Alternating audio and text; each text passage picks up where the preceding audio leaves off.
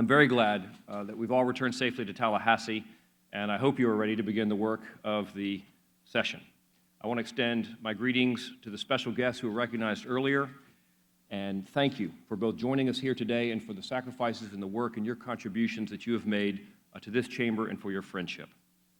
Most of all, I want to thank our families, our spouses, our children, our parents, our siblings, all the people who through their grace and support and love and forbearance have made it possible for us to have the privilege of serving in the Florida House of Representatives. Members, let's all please rise and join me in thanking your family and all the families of the Florida House of Representatives.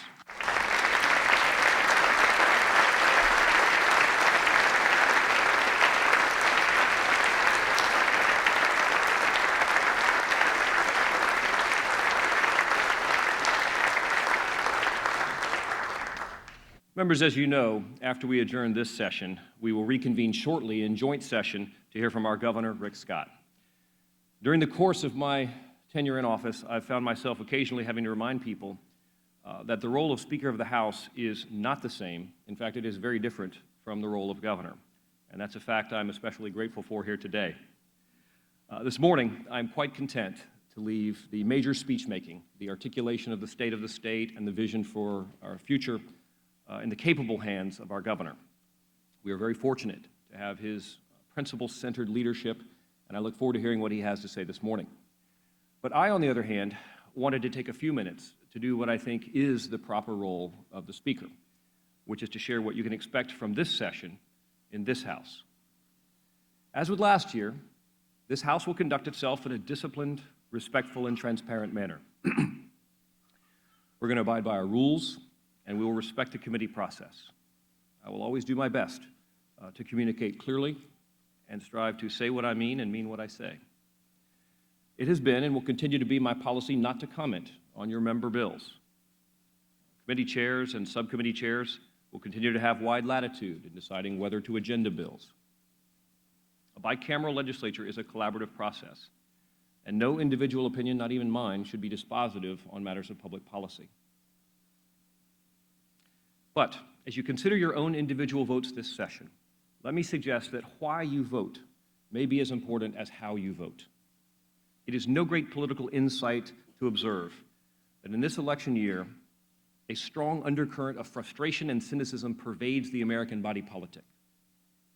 The pundits blame the politicians blame the media, the left blames the right blames the advocates blame the activists, and what gets, in all of that chaos, what gets lost is this: the fact that we spend so much time talking about who is to blame is the very thing that drives the public's frustration and cynicism.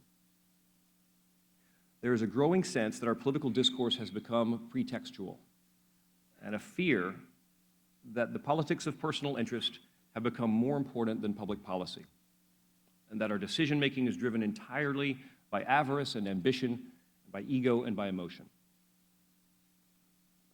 And members, if we are honest with ourselves, those fears are not irrational, nor are they entirely unfounded. After all, politics is nothing more or less than human behavior amplified. And the defining trait of human history has always been the struggle to balance our noble and our selfish impulses. The danger comes whenever we allow that balance to be overwhelmed by a kind of political relativism that justifies our whims to the detriment of our obligations. And no group of leaders ever understood this danger better than our founding fathers. The genius of the founders did not lie in their grasp of political or institutional theory, but in their exquisite understanding of human nature. They had seen in the monarchies of Europe the dangers of merging political power and personal desires. And so they crafted a written constitution based on the notions of limited government, fundamental individual rights, and the separation of powers. And they understood that in order to protect freedom, to secure liberty, the rule of law must always trump the laws of rulers. And any constitution, whether it's the federal constitution or our Florida Constitution, is not a collection of abstract principles. It is instead a very specific, precise roadmap, a compass, to help those of us who are temporarily entrusted with political power to follow true north. And so as we approach this session, it's my suggestion that we turn first to our Florida Constitution for guidance and direction. Each year that we convene, the legislature has one primary responsibility: to pass a balanced budget for the state of Florida. Now, balancing a budget is easy enough to say, but as the failures in Washington, D.C. will attest, it is not as easy to do. This will be the 6th straight fiscal year in which our revenues fall short of our projected obligations. And that means that we will be required to, once again, make hard decisions, to differentiate our wants from our needs and our needs from our priorities. But our prior insistence on fiscal discipline has paid great dividends for this state. Although Florida was one of the states hardest hit by the national recession, we have avoided the kinds of financial crises that paralyzed the governments of other states. We restored stability to our bond rating, and we created a steady, predictable climate for Florida's businesses and Florida's families. So it's my intention that this House work with our colleagues in the Senate to complete the budget during the scheduled 60 days of regular session. I have tremendous confidence in Chairman Grimsley, and I know that she, working with all of her subcommittee chairs, will bring the appropriations process to a timely and a responsible conclusion for the people of Florida. Now, in most years, passing a balanced budget is our only true single constitutional obligation. But once every 10 years, the legislature is required to reapportion voters into state legislative and congressional districts. We've spent the last half year engaged in a continuous redistricting process. And we've gone to extraordinary lengths to make that process open, transparent, and accessible. And by any and every conceivable metric, we are light years beyond what has ever been done in any previous redistricting process. But then this redistricting process is unlike any before it, because we have the standards, new standards, added to the Constitution by Amendments 5 and 6. Now, it is no secret that I was not a supporter of those amendments, but that became irrelevant on Election Day, members. Once the voters approved those amendments, they became a part of our Constitution, and as such, we have a legal and a moral obligation to follow the letter of the law, and we will. Chairman Weatherford has done an exceptional job navigating uncharted waters while performing an arduous, thankless task. Working with the subcommittee co-chairs and vice chairs, he has crafted House and State House and congressional maps that are compact, that protect the rights of minorities to elect candidates of their choice, and that respect political and geographical boundaries. But as a consequence of complying with the Constitution, the House maps may well inconvenience, frustrate, or perhaps even end the political ambitions of good, hardworking, conscientious members. Because unfortunately here, more than anywhere else, the conflict exists between the politics of personal preference and the rule of law.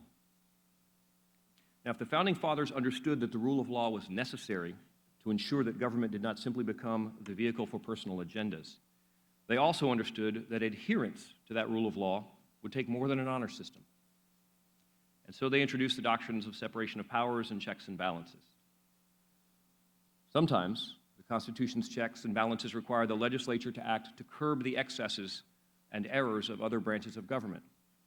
Other times, however, we are not the heroes of the story because it's the legislature that has failed to get it just right.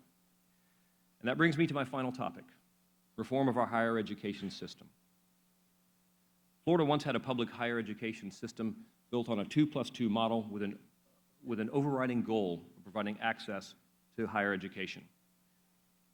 20 years later, after a steady stream of reform proposals, several originating from this House, we have a higher education system with no clear mission, universities pursuing overlapping agendas despite limited public resources, and our community colleges rapidly transforming themselves into four-year degree-granting institutions.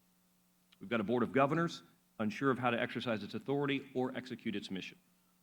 And we as a legislature, and I freely include myself in this critique, have contributed to the problem by parochially advancing the interests of our local university or college at the expense of the system as a whole.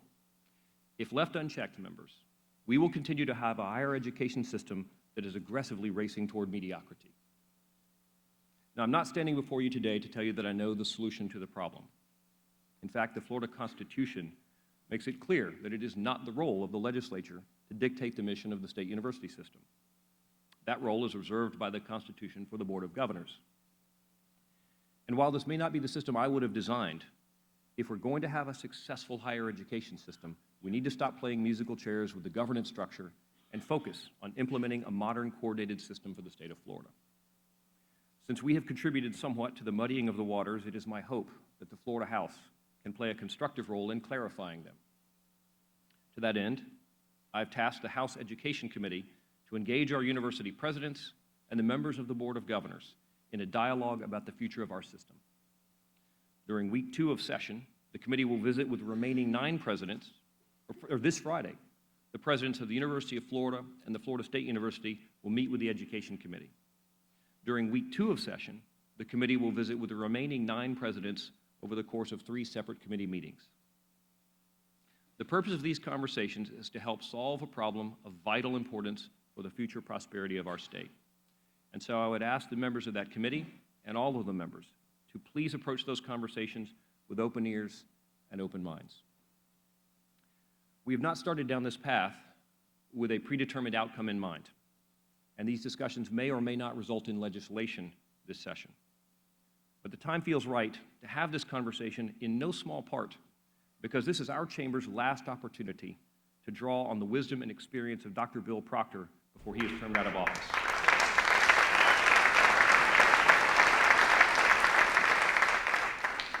Dr. Proctor was a leader in the state on higher education issues before I was born. He is, along with our beaches, our sunshine, and the Everglades, one of Florida's most valuable natural resources, in my opinion. And I can think of no better person to help us chart that path to success than Chairman Proctor. Our state has reached that moment in history, members, where we must find new pathways for success. The undeniable fact is that the stability and diversity of our state's economy are inextricably linked to the maintenance of a strong and dynamic system of higher education. We've got to ensure that Floridians are provided with the tools they need to compete in the global economy. And I've often said that government cannot create jobs, but we can promote public policies that create the stability, the confidence, and the opportunities necessary for the private sector job creation to occur. I know all of you share that goal. I know it's a goal that's shared by our partners in the Florida Senate and shared by our governor. While the three entities may have a different idea or approach on how to best address those challenges, I believe we are more similar than different. We all want to see Florida's unemployment rate continue to drop as jobs return to the private sector. We all want to continue to reduce the burden of government on Florida's families and businesses. And we all want to promote a vibrant, diverse K-20 education system. When our founding fathers envisioned that system with defined responsibilities and constraints for each branch of government and a bicameral legislature, they did so to foster discussion and debate, and that the nature of the debate and that constant conversation effectively limits the power of any individual elected official. But thankfully, members, it does not reduce the possibilities of what we can imagine or what we can accomplish when we work together to support our mutual priorities. With the Constitution as our guide and our commitment to the future of the state as our mission, we will achieve extraordinary things for the people of Florida. Thank you for allowing me the privilege of serving as your speaker. God bless all of you, and God bless the great state of Florida.